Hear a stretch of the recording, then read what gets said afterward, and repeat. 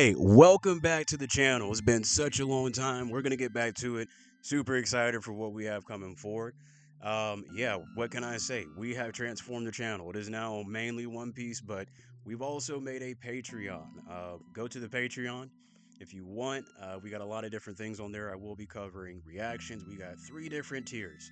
We got a Genin tier, we got a Chunin tier, and we got a Jonin tier. Really trying to live up to that KamiKage village name and trying to get people ingratiated into what we're doing. So, if you want to, join that Patreon. Also, since we are covering One Piece, you get to decide what One Piece videos we get to cover in the future. Super cool. Nobody else is doing it. But if you could do me a favor, click that like button, click subscribe, comment down below. Awesome. Doing today is simple, guys. We're gonna go over One Piece Warlords. All right. It's not going to be a long one. It's not going to be super long, but I do think that this is something as One Piece fans that, especially me, I've noticed, and I'm like, look, bro, this is a clear problem in the story. All right. What do I mean by that? Narrative to the story. What have they done? And we're going to walk through that. All right. And we're going to walk through pretty much the hits and the misses. I think we all know who the best example of a warlord is. Hint, hint. He wears some pink flowers. He wears some pink wings. Pretty cool guy. All right. But outside of that, there's been a lot of misses with the Warlord. So before we get into it, one more ass. Click that like button. Click subscribe. Comment down below. Let's. I wanted to start this video going over like what was the Warlord's purpose, right? If you remember up to Marine Ford, Warlords, and even after knowing about the four emperors, right? Warlords were supposed to be the number two. All right. What do I mean by that? In the system of power, especially with the pirate side, I'm not talking about the marine side, but the pirate side, they were supposed to be number two. Right? You had your base level pirates, you had your renowned pirates, your renowned captains, but then you had your warlords, and then you had the four emperors. And the warlords were significant because they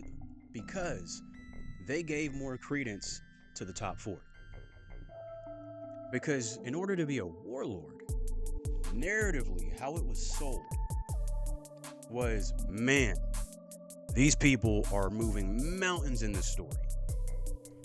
And in all honesty, the only person I can think of that was truly accomplishing that mission was Doflamingo. The problem is that when you go to every example that we have of a warlord right now, the first iteration, a little bit more leeway. Actually, I take that back. There's been two good examples of warlords. But that's what I wanted to start with this video, is that they haven't fully done their job. And that's why, in my opinion, I feel like they're one of One Piece's biggest misses. And the last thing on this, some of their arcs have been the most terrible in all of One Piece. Let's just keep it a band, right? Like, it's the truth. And so, hop in. We're going to talk about it. And the first one we're going to start with is the first one that we actually met. And in my opinion, one of the biggest problems, Mihawk.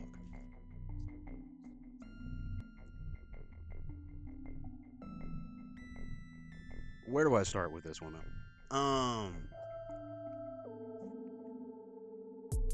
Love Mihawk to death.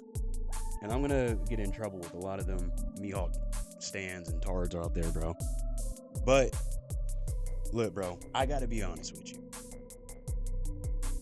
Because he's Mihawk, that's the problem. Throughout the story, Mihawk has been touted as toe for toe, same power, same level of strength as Shanks. All right. And after I go through Mihawk, like the person right after, you're going to see why Mihawk was such a big problem. Okay? Because Mihawk has set the standard of power way too high. Like, way too high.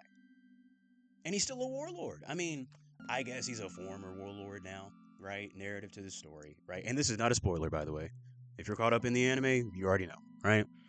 But still, that was his title right before then. I mean, like, bro, that was like what, a few weeks ago? Real time in the story. So it's like, come on, bro. Or maybe a few months. I don't know. Whatever. You know what I'm saying. That's the problem. All right? And then we start talking about the next warlord, Crocodile.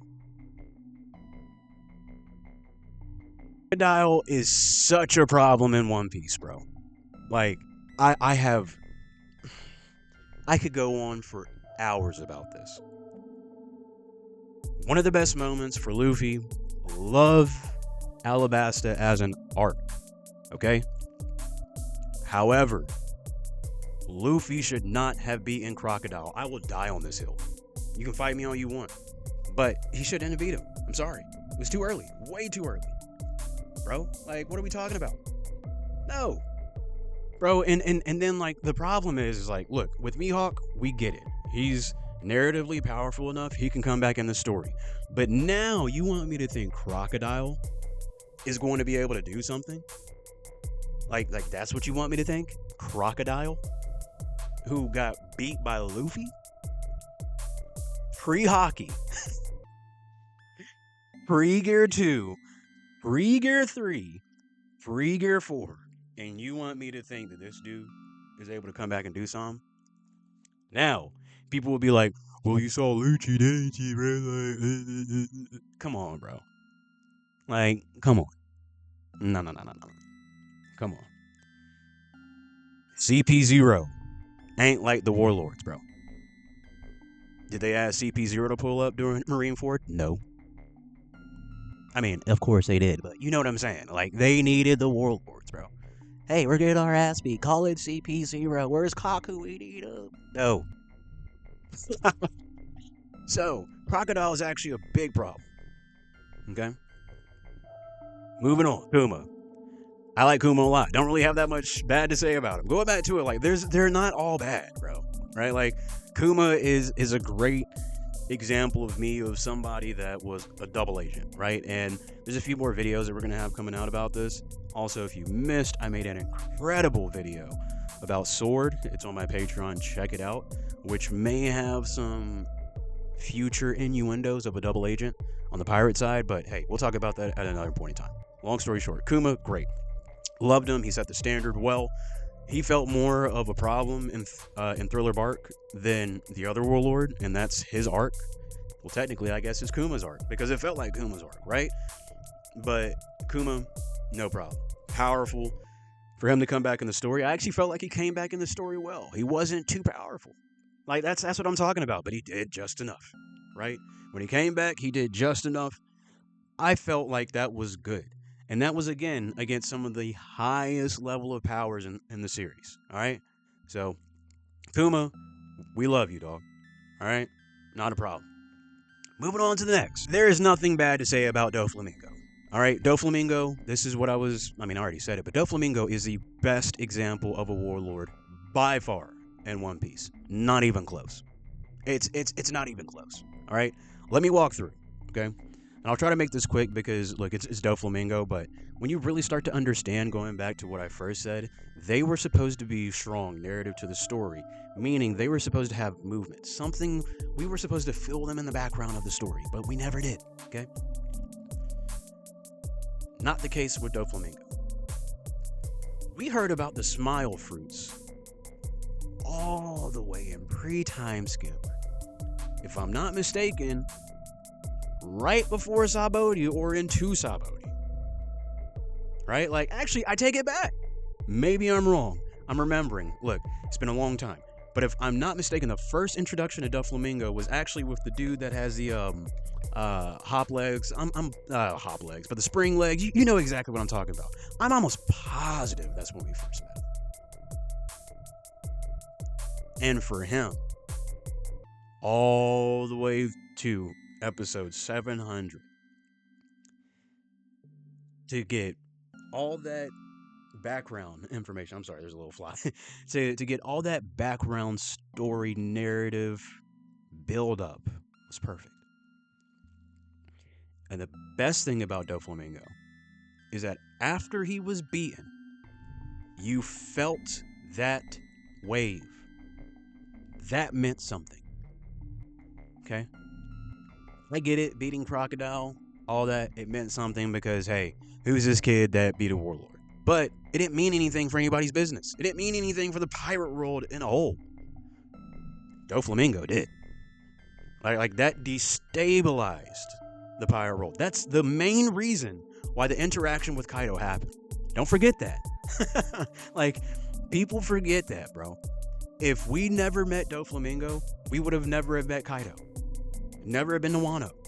Never. Fascinating stuff. Did stuff in Marineford. Ruthless. Powerful enough to bring out gear for it and still make him fight for it.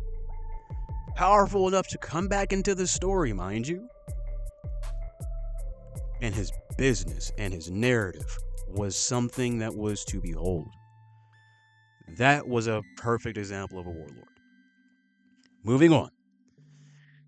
I'm just gonna skip to Blackbeard because now we're gonna get into the real bad stuff here. Actually, the next two, not too bad. Blackbeard, another great example. Love Blackbeard. Blackbeard was the perfect warlord. But to be fair, we always knew that he was going to become a 4 emperor, right? So it was kind of like, we knew that his claim to fame was going to be big, especially with Marineford. But that's actually where I want to rest. Is that before he became a 4 emperor, Blackbeard as a warlord, arguably still to this day, has done something that no other pirate has done to destabilize the future narrative of the story. Right? Outside of, I don't know. I just don't know, right? Like, the only thing that I can think about is really Goldie Roger at episode 1 saying, hey, the One Piece is real. Right? Like, dude, Blackbeard killed Whitebeard, took his fruit, destabilized Marineford and the Marine government. He completely upended the pirate system, became an emperor himself, right? Ace dead. Right? Like, it's so many things that I could put onto this. I just don't want to make this into a Blackbeard video because, man, that could be 2 hours. But Blackbeard, another great example of a warlord. No problem there. Moving on. Gecko Moria. Look, people are going to be mad at me. I do not care. This is my video, okay? And it's an opinion video. Comment what you want if it's like that. But I despise Gecko Moria. Okay? Let me tell you why. Just going back to the narrative piece, I love Gecko Moria's narrative to the story, right? Like, narratively, lore-wise, Gecko Moria feels like he should be a warlord. But that was in the past. Right? Like, that was in the past. In the current story, what have you done? Like, I'm sorry, guys. Y'all gonna be mad at me, but Thriller Bark, still one of the worst arcs, in my opinion. Can't stomach it. I'm sorry. Matter of fact, I said it earlier, it felt like it was Kuma's arc. So, I don't know. Gecko Moria is one of those where, like, bro, it's a toss-up, dude. Like, I don't really know. Like, it's just, okay, I love his lore, but, yeah. Moving on. Do you think a really good example of a warlord? And y'all gonna hate me with this because you're going, how are you gonna trash Gecko? But they put this one up. I love Buggy, bro. Like, man, I've got a great video on Buggy in my Patreon. Check it out, bro. Really good stuff. I love Buggy. Buggy is the definition of a treacherous pirate, right? Like, piracy, for what we know it as, is like, man, they're ruthless, they're killers, they're thieves, they'll steal, but they're also, very charismatic. And I think Buggy is the irony of charisma. I've never thought about that till now, right? Like, he's the joke of it, but it's charismatic. You inadvertently root for Buggy. for Buggy. Again. But anyways, The best thing about Buggy, and I don't want to give away my video because I do want y'all to go look at it. The best thing about Buggy is that Buggy always finds a way. That's all I'm going to say. And I think that's really good pirate work. Really good pirate work. So moving on. Boa Hancock. I actually feel like Boa Hancock, the problem with her is that she's got the love problem, right? Like I actually really enjoyed her. Really enjoyed her up until she met Luffy. Sorry. But it's true, right? And I know that that's going to be a running theme, and I am not going to spoil anything, but I am curious to see that dynamic of Boa and another woman in the story that has been destined to be a part of that story. I think there's a little bit more to there than we're thinking, but maybe a video one day. Boa Hancock, I actually thought that when Blackbeard showed up as a 4 Emperor on her island, thought she did well enough to showcase why she's a warlord. But outside of that, what have you done? Going back to it, right? All you've done is fallen in love with Luffy. I don't know what else you have done to help move the story forward or what you have done as a pirate. And I get it. Her main concern is her women, right? She's the Wonder Woman of the series, right? All I care about is Themyscira. I get that. However, you're still a warlord, right? And you're a pirate. And so at the end of the day, in order to be a recognizable, a famed pirate, you have to do stuff. Moving on. Jinbei.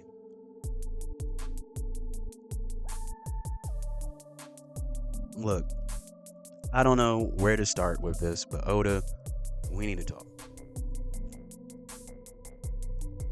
This is the worst thing you have done with the Warlords by far.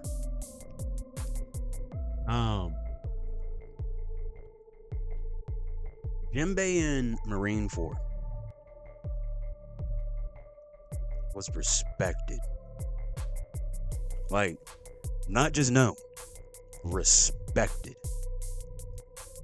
Okay. Jinbei as a fishman, okay, whose strength comes from the water, was going blow for blow with Akainu. Magma. He's out of the water, bro. After Jinbei becomes a member, this man is on Usopp levels of dog. What is you doing, bro? Straight up.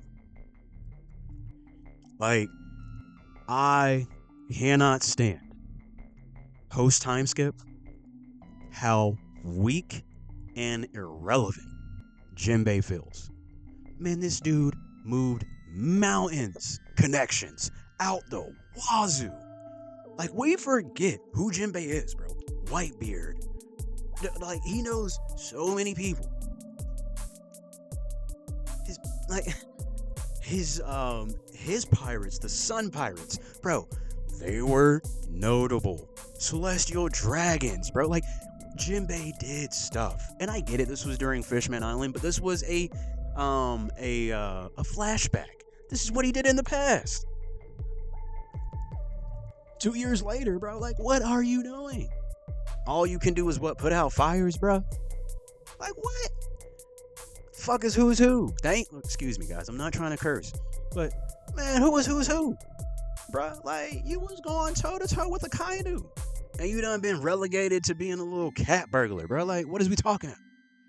Come on, Oda, I got a problem, bro. Give my guy that shine, bro. For real. Man, what is we doing? So, I don't want to spoil nothing, but man, give him more shine. That's all I'm gonna say, bro. He ain't personally, I feel like Zoro, Sanji, and Jinbei, realistically, man, we don't know. We don't know. Sorry. Get mad at me, but keep it a band with you, bro. We don't know. Okay? So, moving on. Law. Law. The character of Law, man, love him. And it's hard to talk about Law narrative to the story because Law is actually still important narrative to the story. right? Like, and we also know that he took down Big Mom. The problem, and I don't know why I said the problem like that, but the problem is Law was getting his butt kicked by Doflamingo, bro. Like, kicked. And I get it. There's varying levels, but that's one of your peers, big dog. Like, that's one of your peers. And all I'm saying is, or if we're relativistic to the titles in One Piece, we go the Four Emperors. And I get it. These are the top of the top. So it's kind of more like they're way more closer, I guess, in power because they're so massive. Pause. But Kaido, Big Mom, Shanks, Blackbeard, any given day, they can go band for band. And of course, there's going to be a lot of people that just say, hey, Shanks just solos. But there's going to be some difficulty there. I'm going to promise you that right now. Don't forget, Kaido got stabbed like 3,000 times. Literally. Fought like 30, 40, 50 different people and killed Luffy. But Luffy's the main character. And that's how he won. Don't forget that. Big Mom, I don't even want to get into Big Mom. Because I think Big Mom's the most underrated person in the story. But, yeah, Law, at the time that we fully got to see him in Dressrosa, I just felt like there should have been a moment where Law had a little bit more shine, right? And that's pretty much it, right? Outside of that, Law's fantastic. Love Law. Love Law. Have nothing else to say about it. Last but not least, actually, last and the least, Weevil. Oda, why'd you do this? All right, we're going to wrap this up.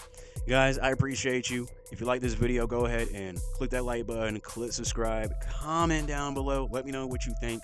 We're going to be coming out with a few more videos like this. We're going to be a lot more scalable, a lot more smart about this. Check out the most recent post that I had about like a channel update. It will give you a clear-cut indication, but check out the Patreon, man. I think I'm going to go back to covering JoJo's, and that would be part 3. So that's our consistent, like, show that we're going to react to, but One Piece stuff, we're going to be coming out with a lot more. If you want to have a choice or a say-so of the future of this channel, join the Patreon. Join the tuning and the joning tiers, because it gives you a lot more access. But anyways, guys, thank you all for tuning into this video. We'll see y'all with the next one. I appreciate y'all joining the KamiKage Village. We'll see y'all next time.